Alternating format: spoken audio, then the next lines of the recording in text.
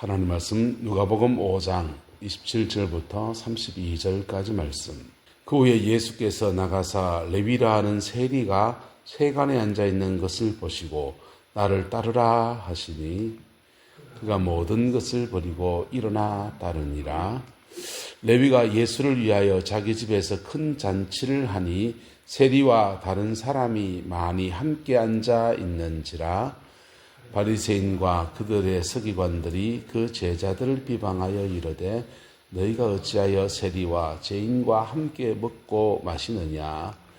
예수께서 대답하여 이르시되 건강한 자에게는 의사가 쓸데없고 병든 자에게라야 쓸데있나니 내가 의인을 부르러 온 것이 아니요 죄인을 불러 회개시키러 왔노라. 아멘. 이 말씀의 은혜와 축복이 저와 여러분 함께함을 선포합니다. 그리고 이 안에서 구원의 은혜를 입었음을 선포합니다. 주님이 우리를 가까이 해주셨습니다. 할렐루야. 우리가 아직 모였을 때, 죄인이었을 때에. 자, 예수님께서 레위라 하는 세리가 세간에 앉아있는 것을 보시고 나를 따르라 이렇게 선포하셨습니다. 그 당시에 세리는 공무원이지요. 근데 로마의 식민지 상태였기 때문에 식민지 백성들, 유대인들의 재산을 뺏어서 이렇게 로마에 갖다 바쳐 상납하는 그런 사람입니다. 정상적인 직업관계를 가져도 욕을 먹을 텐데 이분들은 그 세리의 직책을 통해서 따로 사례비를 나라에서 월급을 받는 게 아니었습니다. 정한 월급을 받고 그 월급에 따라서 세금을 정한 세를 징수한 게 아니라 세금을 많이 때려서 많이 징수해서 로마에 5할, 10할 이렇게 보내고 나면 남는 게 자기 겁니다. 많이 때리면 많이 때릴수록 자기 손에 떨어지는 게 많습니다. 그래서 마음을 어떻게 먹나서 부자가 될 수도 있고 그냥 아무것도 못 받는 그런 사람이 될 수도 있고 잘릴 수도 있겠죠. 그런데 그런 세리의 직업상 죄를 많이 짓게 되어 있다는 겁니다. 특별히 어떤 사람들에게, 다른 사람들에게 피해를 많이 끼치게. 식민지 백성인데 그 수탈하는 창구가 되는 것도 직업적으로는 욕먹는 건데 그다 과도한 세금을 때려서 자기 몫을 챙겨야 되니까 그 직업 자체가 죄인인 직업이 되었습니다. 다른 사람의 재정을 압박하는 그러한 사람으로 그렇게 살아온 사람인 것입니다. 그를 주님이 부르셨습니다. 주님의 부르심에는 후회하심이 없고 차별이 없습니다. 할렐루야. 세리도 부르셨습니다. 근데 그가 모든 것을 버리고 일어나 뭐하니라 따르니라 라고 했습니다. 이 은혜와 축복이 저와 여러분 함께하게 되기를 예수님의 이름으로 축복합니다. 주님의 부르심에 모든 것을 버리고 일어나 따르니라 이런 결단이 있을 때 그 영혼 속에 큰 변화의 역사가 일어나는 것이지요. 그래서 주님이 이를 부르셨는데 근데 문제는 세리는 레위는 변화되어서 레위 마태는 변화되어서 이 모든 것을 버리고 주님을 따르는 사람이 되었고 후에 마태복음을 기술하는 그런 성경의 저자가 되는 위대한 하나님의 사람이 되는데 자기 주변의 사람들은 변화되지 않았다는 것입니다. 자기 집에서 자기가 받은 은혜들을 함께 나누고 싶어서 큰 잔치를 하는데 첫 번째는 예수님 위해서, 두 번째는 자기 친구들 위해서, 자기 친구들에게 예수님이 이 복음이 전파되어지기를 소망하면서 세리와 다른 사람들을 많이 불렀는데 문제는 바리새인들과 서기관들이 보기에는 이 다 뭡니까? 죄인 덩어리라는 것이죠. 죄덩어리들과 함께 밥 먹고 앉았느냐라고 비방했다라고 하는 것입니다. 유대인들의 정결 예식에는 묘한 게 있습니다. 음식을 먹는데 먹는 것과 먹지 못하는 것을 구별해요. 굉장히 과학적입니다.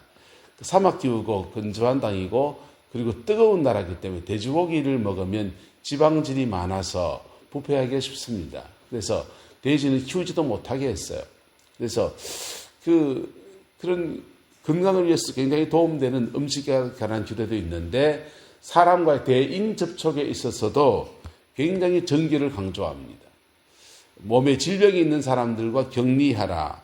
만나지 못하게 합니다. 만나지 못하게 하는데 그것도 의학적인 면이 있지요. 전염성이 강한 질병들을 만났을 때 그 전염병 때문에 온 사람들이 전염되어지는 것을 차단하기 위해서 굉장히 그런 것들에 엄격한 규례를 둡니다. 근데 그 중에 만나지 말아야 되고 교제하지 말아야 되는 사람들의 부류 가운데 어떤 사람들이냐? 죄인들입니다. 창녀들, 몸을 파는 사람들, 뭐 이런저런 죄인들을 만나지 말라는 것입니다. 그럴 때 마치 세균이 옮겨 붙듯이 영적인 전염이 일어난다라고 그들은 생각하였습니다. 그래서 세리와 만나서 교제하다 보면 세리 같은 죄성들을 묻게 된다 이런 뜻이지요. 그래서 함께 교제하지 말아야 될 사람들의 리스트 안에 이런 사람들이 들어있는데 예수님이 이를 만나고 있는 겁니다. 예. 보세요. 죄인을 만나면 그 까마귀 노는 것에 백노야 가지 말라. 그러면 니도 까마귀처럼 까매질 수 있다. 전염될 수 있습니까? 없습니까? 사람이 특별히 사춘기 때 친구 잘못 만나면 이상한 데로 휩쓸려 갈 수 있는 것이지요. 그래서 전염될 수 있습니다. 근데 예수님은요, 다르게 생각하는 겁니다. 건강한 자에게 의사가 쓸데없고 병든 자에게야 쓸데있나니 내가 의인을 부르러 온 것이 아니요 죄인을 불러 회개시키러 왔다. 이렇게 말하고 있습니다. 주님은 내가 그 사람들 만나면 내가 그렇게 오염되어 줄 수 있다. 그것도 가능한 얘기입니다. 거꾸로 생각하세요. 내가 거기에 들어가면 거기를 변화시킬 수 있다라고 하는 다른 생각으로 뻗어나가시는 겁니다. 우리는 어떤 생각이 있습니까? 죄인들을 만나면 죄인들과 교제하다 보면 내가 죄인이 될 수 있다. 영적인 오염이 될 수 있다. 가능한 얘기입니까? 가능하지 않은 얘기입니까? 가능한 얘기예요. 근데 내가 그 사람을 만나면 그 사람 나를 통해서 하나님의 사랑을 배우게 될 거야. 내가 그 사람 만나면 거룩한 삶이 무엇인지 알게 될 거야. 내가 그 사람을 교제하면 그 사람 믿음의 사람이 될 거야. 이 두 가지 가능성 속에 어느 쪽에 마음을 두고 있습니까? 자기 보호 본능이 강하면 이쪽에 마음을 두게 되고 사람이 좀 외향적이고 이런 뻗어나가는 성향에 가면 이런 쪽에 마음을 두게 됩니다. 그런데 성향이 어떠하든지 실제로 부딪혀 보면 세상이 그렇게 녹록하지가 않습니다. 여기에 무엇이 필요합니까? 하나님의 마음이 필요하고요. 할렐루야. 또 하나는 성령님의 능력이 필요한 겁니다. 성령님의 능력이. 성령님의 능력이 자기와 함께하는 그 은혜 아래에서 죄인을 만나면 그 죄인을 변화시키는 놀라운 역사의 주인공으로 그렇게 쓰임받는 겁니다. 인천의 방주교회 목회하시다가 은퇴하셨던 박보영 목사님 설교를 자주 이렇게 듣습니다. 그분이 안양에서 의사였는데 의사 다 내려놓고 아버지가 갔던 목회의 길을 걷는데 안양에 개척교회를 합니다. 개척교회를 하면서 의사 청진기 들고 나가서 아르바이트 좀 하고 오면 그걸로 함께 지내는 사람들 다 밥 먹일 수 있어요. 근데 하나님의 종이니까 난 그저 주님이 주신 것만 먹고 살겠다라고 마음을 먹으니까 그렇게 하지 못합니다. 근데 그 주변에 있는 사람들이 그 가출 청소년 이런 아이들 데리고서 함께 생활하는 것입니다.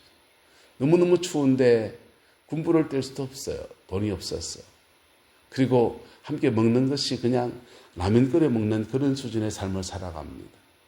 애들에게 뭐라도 먹여야 되는데 과자라도 먹여야 되는데 제일 싼 과자가 짱구였습니다. 짱구. 그거 짱구 사서 함께 나눠 먹으면서 그렇게 아이들과 공동체 생활합니다. 손버릇이 나쁜 애들이에요. 그래서 어느 날 자고 일어나 보니까 자기가 강단에 서서 설교할 때 입던 양복이랑 구두랑 와이셔츠랑 다 들고 가버렸습니다. 그냥 넌닝구만 입고 빈 예배당에서 혼자 새벽 예배인도 하면서 하나님 아무도 안 오게 해주세요. 아무도 안 오게 해주세요. 그렇게 예배하면서 눈물의 밤을 보낸 적이 너무 많았습니다. 또 두들겨 맞기도 하고요. 그런데 그렇게 함께 지냈던 그 공동체 생활했던 애들이, 마약했던 애들이, 온갖 죄성에 빠져있던 애들이 시간이 지나서 30년, 40년 지나서 그 아이들 중에서 3명이 아프리카 선교사가 되었습니다. 가장 가난하고 어려운 인생을 살아가다가 거기 가출 청소년으로서 폭력 조직에 들어갔던 애가 거기 와서 살다가 난 이렇게는 못 살겠어요 하면 뛰쳐나가던 애가 다시 옛날 그 조직에 들어가서 깡패 두목이 됐어요. 깡패 두목이 돼가지고는 찾아와서 옷 번지락하게 명품 찾아가지고 목사님 아직도 여기 계신가? 원해보니까 목사님 이제 인천의 방주교를 담임으로 옮겼거든. 찾아왔습니다. 아, 목사님 이제 신수가 훤하시네요. 그러는데 목사님 옛날 그때나 지금 옷 번지락하게 입고서 깡패 두목에 찾아온 그때나 묻지도 따지지 않고 하나님 늘 사랑해. 주님 너를 사랑해. 그 말 한마디 하고 너 이제 옳은 길 걸어야 돼.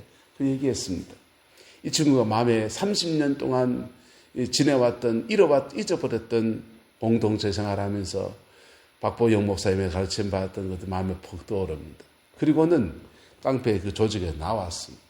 나와가지고는 이제부터는 가장 어려운 사람들을 돕는 일들을 해나가면서 그렇게 인생을 사는 거예요. 그랬더니 조직에서 나왔던 조직에서 안 좋은 일만 걸리면 누구를 풀어버리냐? 그 친구를 풀어버립니다. 그 친구를 풀어버리고 그래서 몇 가지 제목에 걸려서 청송교도소에 끌려갔습니다. 끌려가서 교도소를 나오는데 나올 때 조직에 있는 멤버들 쫙 와가지고는 까만 차를 탁 해놓고 형님 나오십시오 이렇게 맞으러 나오는데 그때 박 목사님도 그 나가서 이렇게 기다리고 있습니다. 조직에 있는 애들이 보면서 어깨 문신한 애들이 와가지고는 박보영 목사님이십니까? 박보영 목사입니다. 우리 형님이 정말 예수님 만났습니까? 정말 만났지요. 에이 재수없네 가자 하면서 그 까만 옷 입은 애들이 다 가버리고 그 친구랑 둘이 만나서 이렇게 교도소 안에서 함께 앞에서 함께 기도하고 그 친구를 데리고 그리고는 이분이 또 목회의 길을 건넌 거예요. 여러분 한국교회 안에서 죄인을 불러서 회개시키고 새 사람 만드는 복음의 능력이 지금도 역사하고 있습니다. 할렐루야. 지금도 역사하고 있습니다. 그 역사함 때문에 우리가 구원을 받았어요. 그런데 우리를 통해서 또 다른 사람들을 불러서 죄인을 불러서 의인 만들려고 하시는 복음의 역사가 왜 우리로부터 차단되어지고 있습니까? 그것은 우리 안에 하나님 아버지의 그 사랑, 영혼에 대한 애걸튼 사랑이 우리에게 잃어버린 바 되어졌고요. 두 번째는 우리가 스스로 자기 의에 잡힌 것이 너무 많아요. 내가 목사인데, 내가 어떤데 자기 의에 잡혀 있는 것이 너무 많습니다. 세 번째는요, 성령의 능력이 부족합니다. 성령님의 능력 안에서 나를 보호하시는 주의 은혜가 있어야 그 안에서 이거 건져내잖아요. 물에 빠진 사람 건져내려 하다가 잘못하면 둘이 다 물에 빠지는 수가 생기는 것이 현실이지 않습니까? 근데 내 한 손은 주의 손에 얻다가 또 한 손을 내밀어서 이 사람 건져내는 거예요.